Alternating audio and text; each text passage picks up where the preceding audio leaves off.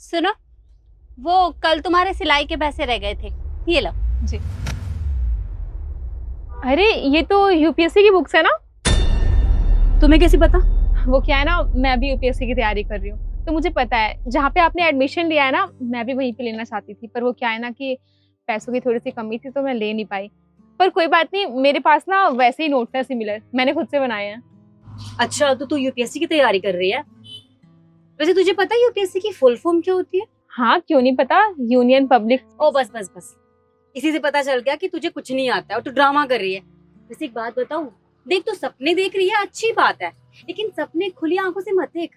और वैसे भी तुम लोगों को क्या है, तुम्हें यही काम करना है आगे भी, अब भी यही काम कर रहे हो।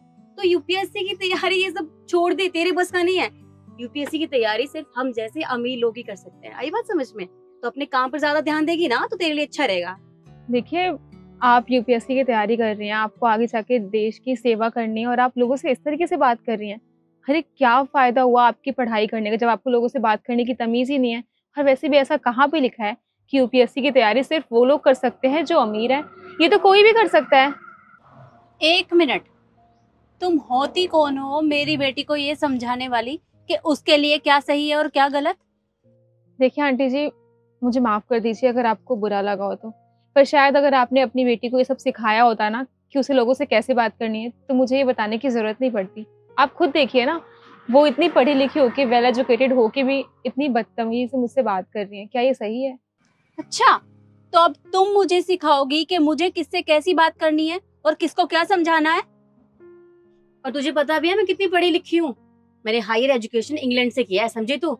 और तूने तो कभी ये नाम भी नहीं सुना होगा, अनपढ़ गवार। बड़ी आई।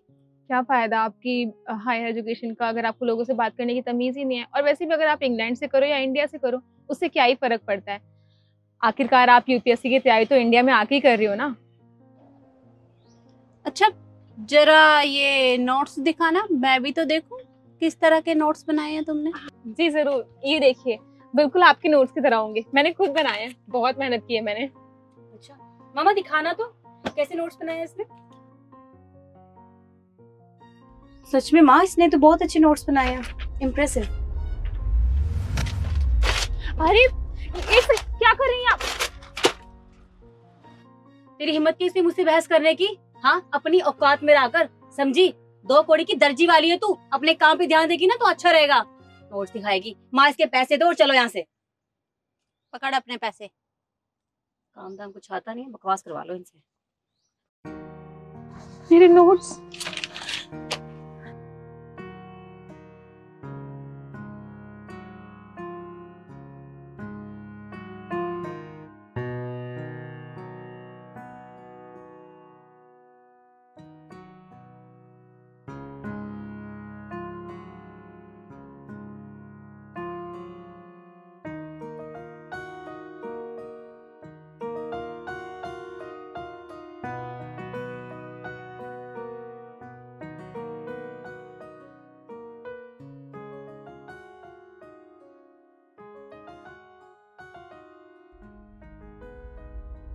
Good morning.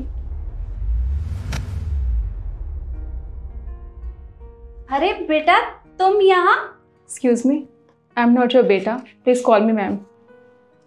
I am sorry ma'am. Please seat.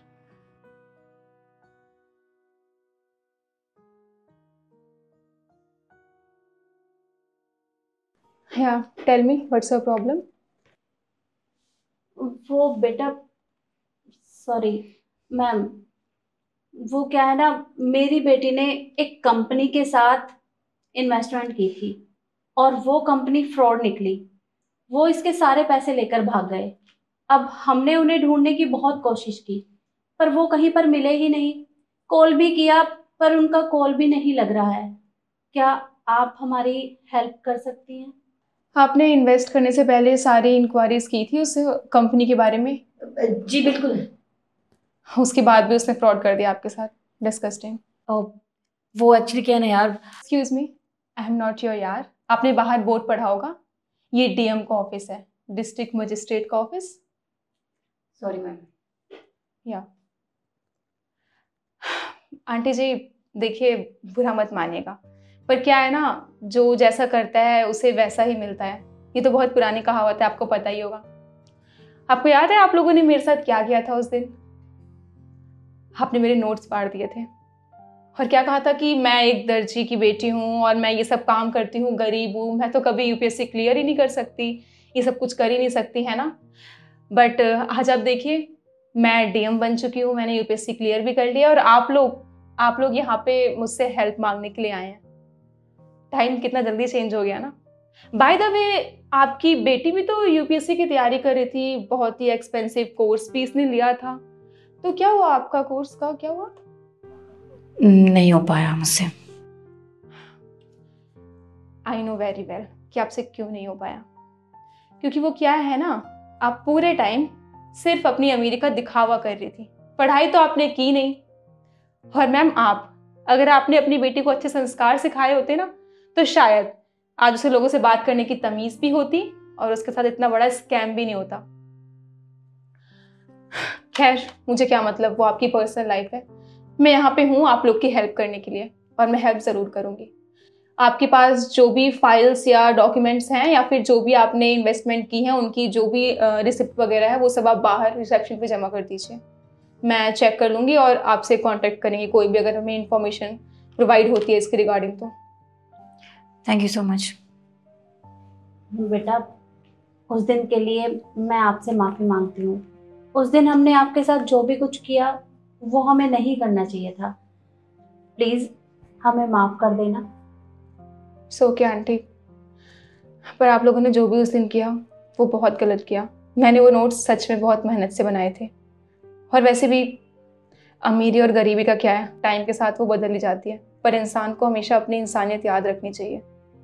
खैर, आप लोग नेक्स्ट टाइम से ऐसा किसी के साथ मत कीजिएगा। अभी आप लोग जा सकते हैं, कोई भी इंफॉर्मेशन मिलेगी तो मैं कांटेक्ट करूँगी।